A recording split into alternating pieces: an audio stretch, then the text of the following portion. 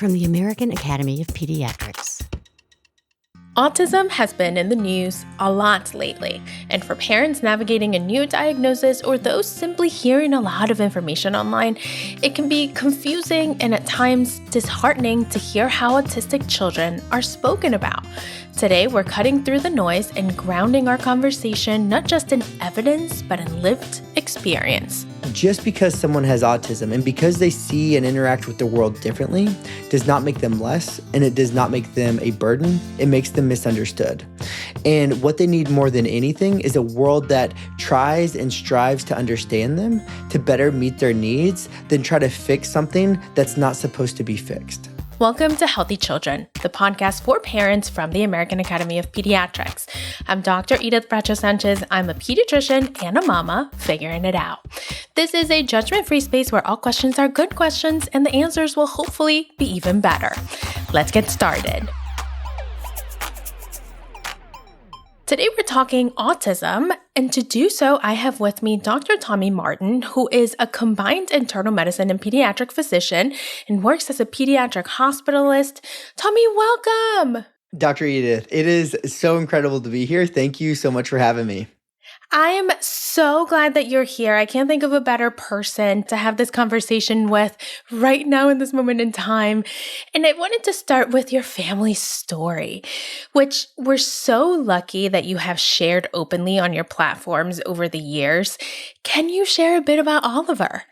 Yeah, I would love to. And so for the listeners who may not know, I have a son. His name is Oliver, and he is truly the most incredible child in the world. Obviously, I'm a little bit biased being his father, but he is truly a remarkable boy. Actually, one of his teachers just told us that he is the definition of joy, or joy in human form, and I believe that is so true. And so my son Oliver has an extremely rare genetic condition called Lamb-Schafer syndrome.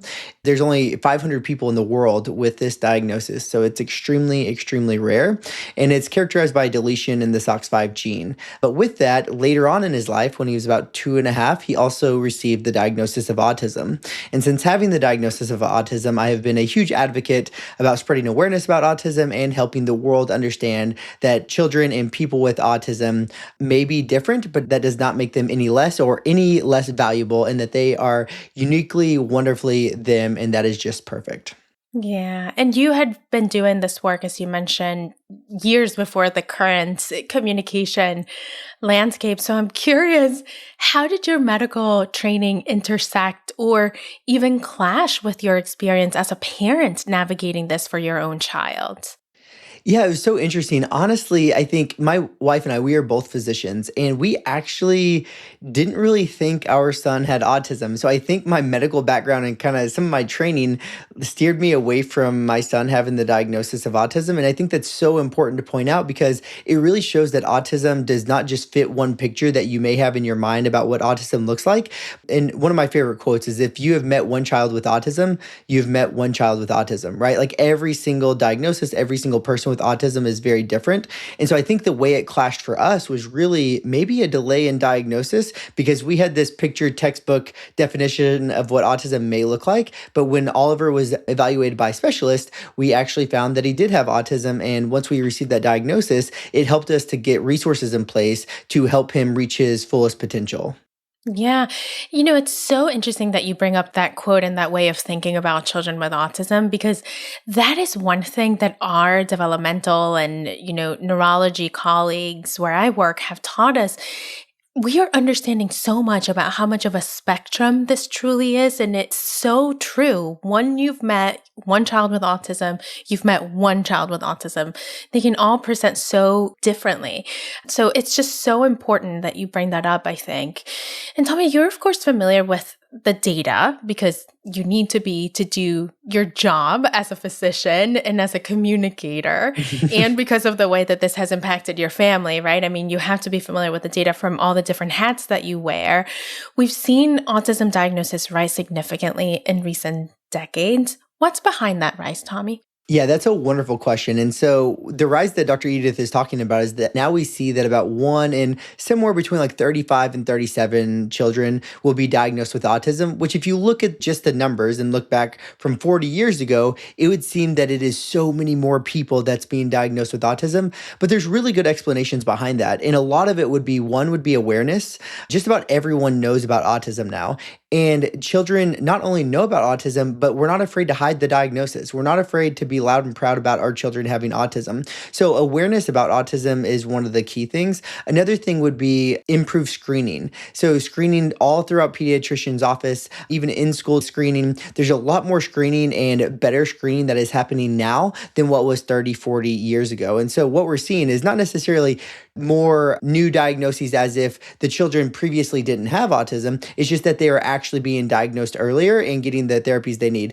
Another aspect of it would be with the changes in the diagnosis criteria that we used to have a lot of different diagnoses, and those different diagnoses are now put into one autism spectrum disorder. And so lumping those diagnoses into one diagnosis also would falsely elevate the actual number of people being diagnosed with autism. So it's not that we're seeing a true rise in autism rates as in more children are developing autism. It's just that more people are getting diagnosed with it because of those factors. Yeah. And the next question I always get asked, and I'm sure you get asked this question as well, is what are the causes, right? So now that we're talking about expanding criteria, as you just explained so clearly, and a rise in diagnosis and how we explain it, parents still, after we say this and explain this to them, they'll sit there and they'll say, yeah, totally, that makes sense. We have better diagnosis. We're doing better screening. We are putting more children under this umbrella, understanding that this is a spectrum, right? And yet I still want to understand the causes. So what does the science actually show about what leads to autism? Yeah, the first thing that I'll say is science is always evolving. But as it currently stands, the science that we have would show the definition of autism would be that it's a neurodevelopmental condition that impacts the way a child communicates with the world, experiences the world, and interacts with the world. And with that, they have differences in the way they verbally communicate with it. And then there's usually also restrictive or repetitive behaviors. And those are two kind of big categories that help us diagnose autism. And so once you have that framework of what autism is, then it goes into, well, what is the cause of those neurodevelopmental differences? And so there are a multitude of things that we know that could potentially lead to the cause of autism, and then things that we know that do not cause autism. And so some of the things, number one would be genetic factors.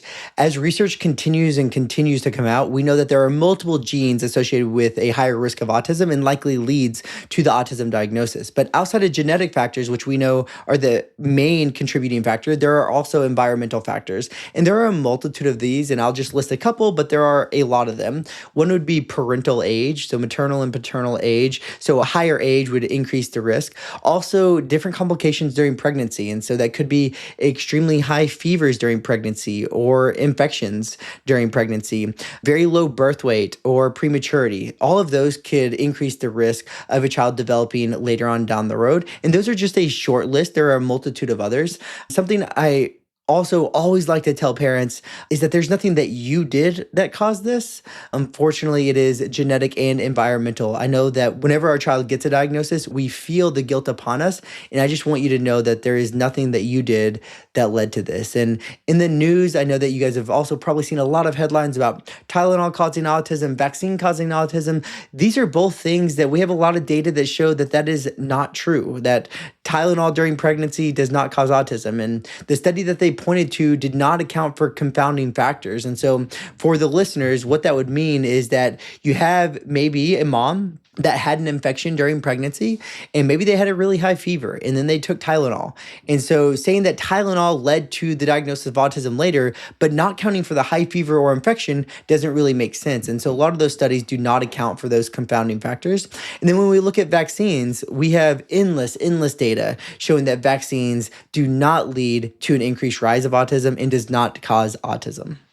And this could be really confusing and it can be really hard to understand, especially as parents when you have a child and maybe you do not remember any of these risk factors, or maybe you do not remember having a fever during pregnancy or an infection during pregnancy, or you do not remember a distant cousin that maybe was diagnosed with Asperger's previously. And then you have a child that seems to be developing appropriately, but then around 12 to 24 months of age, you start noticing delays. And you're like, well, they were getting a lot of vaccines then, so maybe it was the vaccines that triggered it. And so oftentimes what we see in the research is that they will take that population group and look at exactly that time frame. And yes, they'll account for vaccines, but then also look, well, what happened prenatally? What happened during intrapartum? Look at the families, like all the family members' history. Was there any autism? Was there any developmental delays in any family members? And when we look at all these confounding factors, we see that the vaccines actually were the outlier and didn't contribute to it, but there were other risk factors that very likely did contribute to it. Yeah.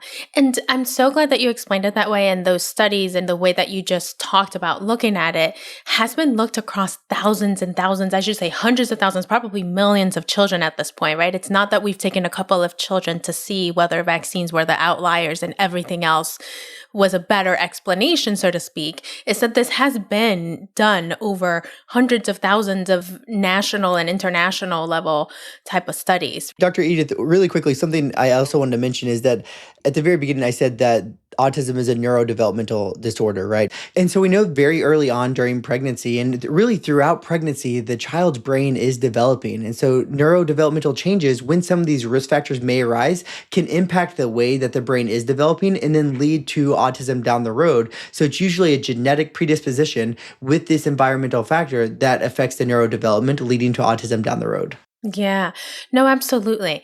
I also wonder, Tommy, when you're talking to families in real life, right? You and I both see families wrestling with information that they encounter online. Why do you think myths about vaccines and autism remain so persistent, even after decades of high quality research that disprove them, as we're talking about? Yeah, I think one would be social media.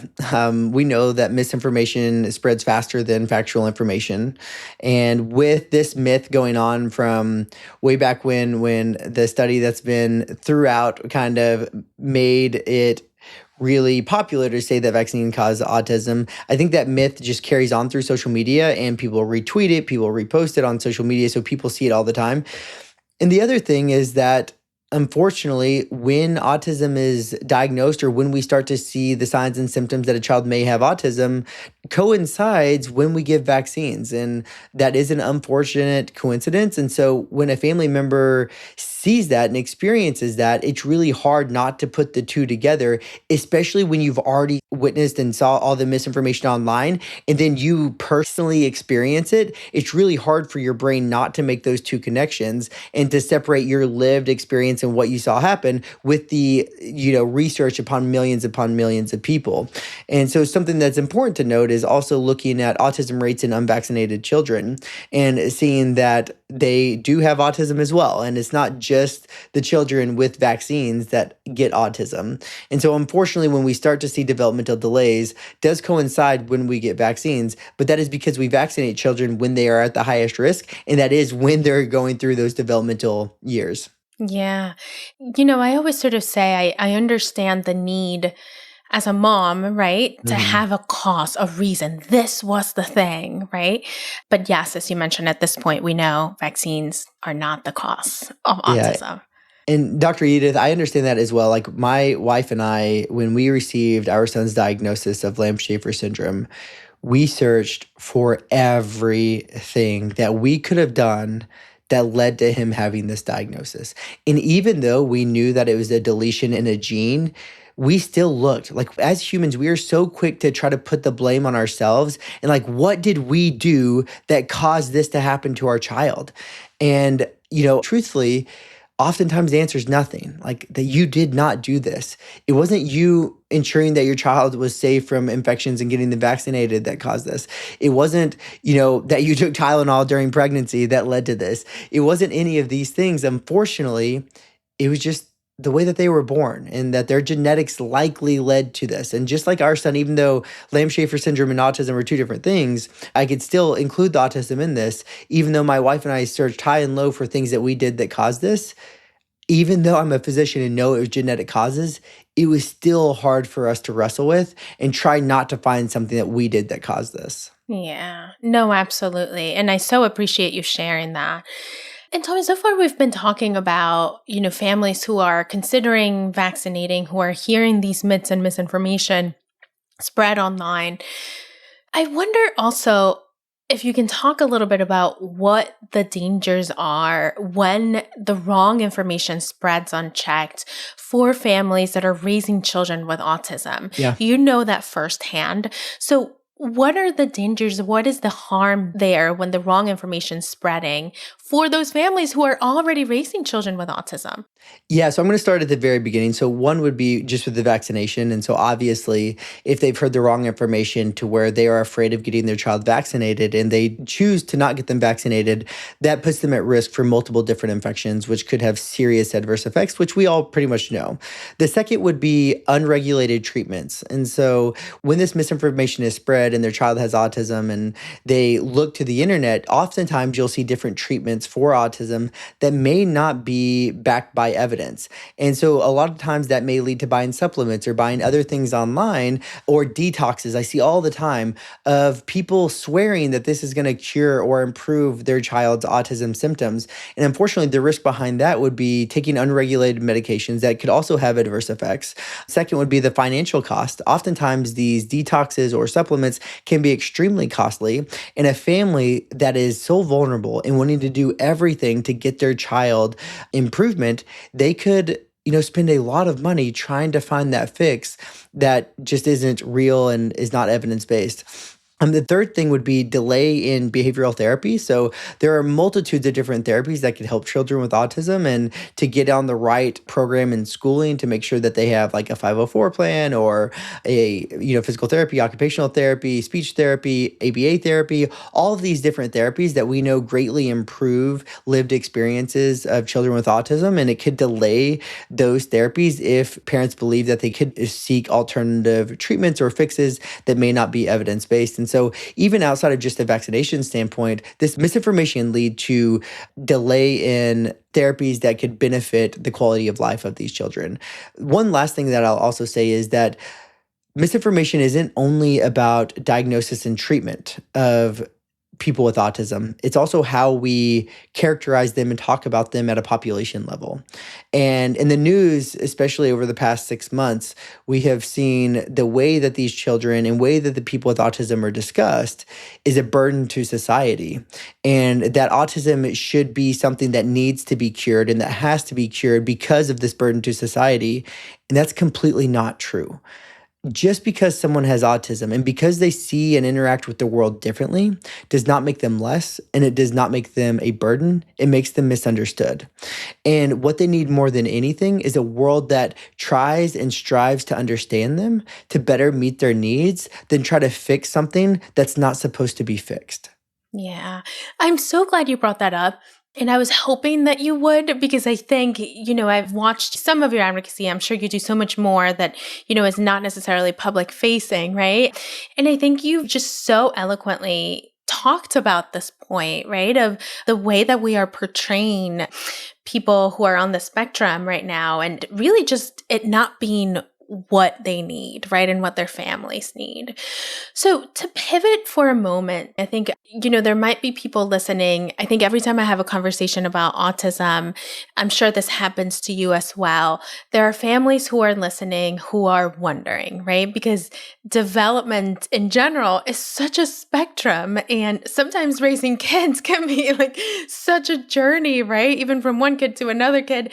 And so they might be sitting there wondering, like trying to learn so much more about autism, but at the end of the day, saying, could my child have it? Could my child not have it? Tell us, just to spell it out, right? Signs and symptoms that families should be on the lookout for and bring to their pediatrician. Yeah, I love that. And I'm glad you asked this question because it is extremely important. One thing that I'll say before I even discuss this is do not hesitate to ask your pediatrician for an evaluation or raise concerns that you think that your child is different or may have autism, or that you're noticing some delays. Like, do not hesitate, because even if you're wrong, the worst that happens is that they get an evaluation to make sure that you are wrong, right? But Yes. if they do have the diagnosis, then they get treatment and therapies as early as possible, which is a huge benefit. And so some of the first things that you need to be looking for would be speech delay. So speech delay is extremely common in children with autism. And the speech delay generally will start to notice between 12 is very early, but somewhere between 12 and 18 months if children aren't starting to really vocalize, and raising those concerns to your pediatrician. The way that they interact and play with peers or friends could be extremely different than, like, say, maybe their brother or sister. And so oftentimes you'll see a child who maybe doesn't interact with another child. They might play in the same room as another child, but they're off by themselves and maybe not playing appropriately. And actually, I think this would be a good opportunity to use my son as an example. And so Oliver, like I said, is extremely joyous. And why my wife and I did not think that he had autism is because he was extremely social, meaning that, like, if we were to go on an airplane, he would want to say hi in his own way to every single person on that plane. Like, if the plane had 50 rows of seats, he would say hi 48 times. Okay. So just like extremely, extremely social. And when we look at autism, we see that there are difference in social interactions. And then the second would be repetitive or restrictive behaviors. And so even though Oliver was extremely social, he was inappropriately social, meaning that the way he would interact would not necessarily be typically how someone would socially interact. And that's not something we necessarily caught on to until a team of developmental pediatricians and a psychologist and everybody got together and they kind of witnessed that.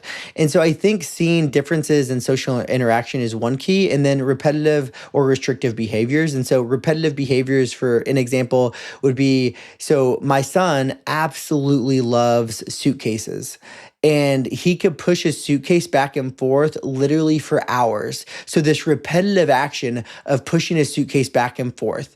Or another one would be picking up rocks and dropping them. So the repetitive behavior of feeling that texture of rocks on his fingers and dropping it would be another sign and symptom of repetitive or restrictive behaviors. And so those are two big categories, and the way that those appeared vary drastically from child to child. And so I think picking up on those signs and symptoms early and bringing them to the attention of your pediatrician can be extremely helpful. Yeah. And I'm so glad you're bringing those examples, which are adorable, by the way, from, your experience with Oliver, because I think sometimes, when you look online, they'll say, well, spinning and hand flapping. And sure, some children with autism do spin and do some hand flapping, but I think there's such a wide range of things that they might like to do. And so expanding it, broadening it, so to speak, to talk about really just the restrictive interests, right? And the repetitive behaviors, whatever those may look like, are things to be on the lookout for. Yeah. And just two other things that I would just mention really quickly would be eye contact. And so even if, so like Oliver may talk to us, but he may not be looking us directly in the eyes. And so children at a very young age, they may not have that just developmentally yet, but eventually they should be able to communicate with you by looking eye to eye. But children with autism may look off to the side or look somewhere else while they're having that conversation. And so that could also be another feature, or just difficulty of back and forth communication in general. Yeah, no, absolutely. And you started to mention this, but I wonder if you can tell us a little bit more about it. There's countless therapies, programs, claims online, often very expensive things online. What interventions are truly backed by evidence? Yeah, so any of the developmental therapies, such as physical therapy, occupational therapy, and speech therapy, all of those are backed by evidence, and they do truly help in terms of improving the development of the child, whether they have autism or not autism and just those developmental delays. But children with autism benefit from those therapies. And also, I want to mention ABA therapy. Yes. I know that it has received a bad reputation from decades past of maybe inappropriate different therapies being interventions for children. But I believe that ABA therapy, constructed how it's supposed to be done, is extremely beneficial. And we do have evidence showing that children with autism, if they respond well to ABA therapy, it can drastically improve their quality of life and how they interact with the world. And so we use ABA therapy. I believe we currently get 20 to 25 hours a week, somewhere around there. And it has helped Oliver so much, just with his communication, with his ability to, say, eat at a table. And even though the way he eats may look differently, and but just his ability to do that. And so ABA therapy would be another backed by evidence therapy. Yeah, I couldn't agree more. Huge fan of ABA, applied behavioral analysis therapy. I have seen it make a huge difference for my patients. So huge fan there. Not always easy to get, as you probably know, but huge fan when we can get it for kids.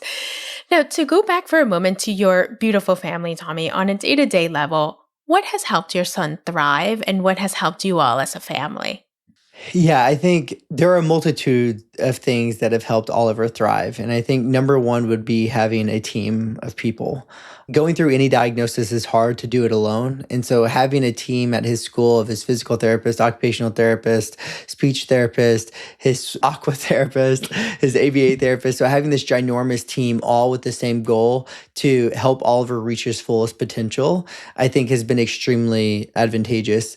Another thing is that with our entire team, knowing that Oliver's diagnosis is not something to fix or to cure, but to try to understand as a team and try to help him navigate the world and navigate in a way that he enjoys and can thrive in, and being okay that that may look completely different.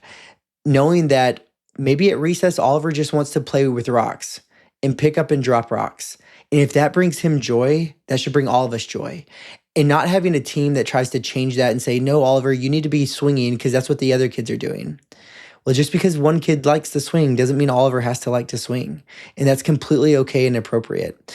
And so I think having a team on the same page has been super, super important. So another thing that's maybe a little atypical, but would be to watch or read resources that helps the world understand children with autism. And so one example would be a movie called The Unbreakable Boy. And when I watched this movie, it's going to make me cry just thinking about it. But I would love to think that as a pediatrician, as a father to a child with autism, that like I did my best to understand Oliver and how he interacts and sees the world. But I truly do not believe I understood how intricate and how wonderful his mind operates until I watched the movie The Unbreakable Boy, because you see this father have these frustrations and trying to understand his child and trying to just wrestle with the idea that his child is different, come to really see the world through his child's eyes.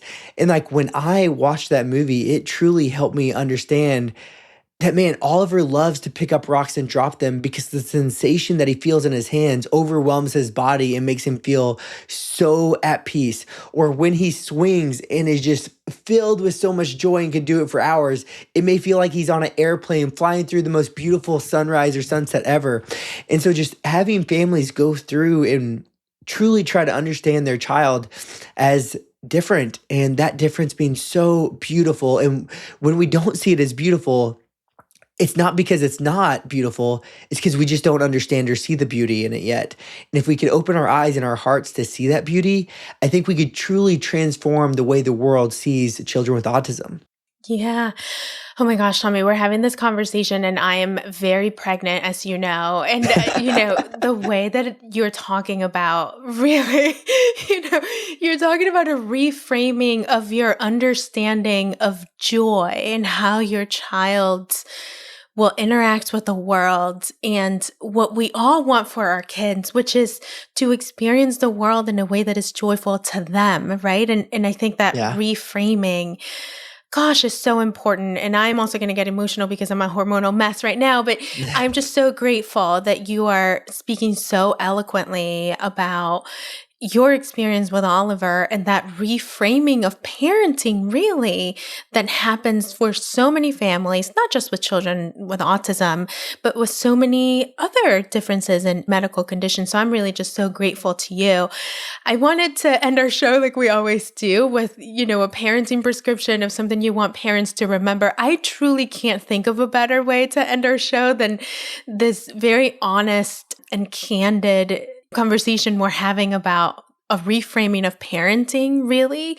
But is there anything else, Tommy, that you want to add to our understanding of kids with autism? So I want to reiterate everything I just said, but I also want to, and this won't be my optimistic, joyful, usual note, but I want to be real with parents and let them know that it's okay to grieve the expectations of what your child's future you thought it could be. And that process can be really hard. Like, I played all the sports in high school and in college, and like wanted nothing more to have a child or a boy that would be on the football team and, do all these things and maybe go off to college and live completely on their own. And I'm not saying that Oliver won't be able to. I will say the odds are against him, but I would never let his diagnosis define his potential. But it's okay to grieve those thoughts that you had or the future that you thought your child may have and that it may look different. And so do not feel guilty for grieving that. That's completely normal and completely okay. And I think in that grieving process, when you come to see that your child's goals and aspirations and joys and passions in life may be different than what you had envisioned, and you see that that's okay and that they could still be celebrated just as high and celebrated just as much, then I think it really helps us to come to terms with the diagnosis and start to live and see the world through their eyes and through their joys and through their passions. And so although I wanted more than anything for Oliver to go and play football, he may just want to go and be a gardener and pick up rocks. And if that's the case, I'm fine with that. And I hope he's the best one in the world at it. Or he may want to be a luggage person and just push luggage around. And if that's the case, I am thrilled about it. And so I would say just it's okay to grieve the loss of what you had expected. But I hope that you could see that in doing so, you'll also come to see that it's okay that their journey is going to look different and that they may achieve differences. And then the last thing that I always say on all my social medias is that do not let your child's diagnosis define them, and that their potential far surpasses anything you'll see online, far surpasses any textbook, far surpasses any medical diagnosis. And truly the only thing that would limit them is a world that does not understand them, in a world that does not give them the resources they need to thrive. Thank you. I really cannot thank you enough for being with us today, for the advocacy that you do, for sharing all of our story, and just for being so real with us about what your parenting journey has looked like. So thank you so much, Dr. Tommy Martin, for joining us today. Of course. Thank you, Dr. Edith. And thank you at home for joining us. If you like the Healthy Children podcast, please subscribe on your favorite podcast app and help us spread the word. Follow Healthy Children on YouTube, Instagram, Facebook, and Threads at Healthy Children AAP. And be sure to visit healthychildren.org, the parenting website of the American Academy of Pediatrics. Healthy Children is a production of the American Academy of Pediatrics. Our creative team includes Laura Alessio, Catherine Beard, Garrett Brown, Zach Christman, Ann Johnsos, Kathy Jewell, Claire Keating, Doug Nagel, Jackie Ortega, Susan Stevens Martin, Mary Claire Walsh, Hannah Weston. And our theme music was composed by Doug Nagel. We'll be back next week. I'm Dr. Edith Bracho-Sanchez. Thanks for listening.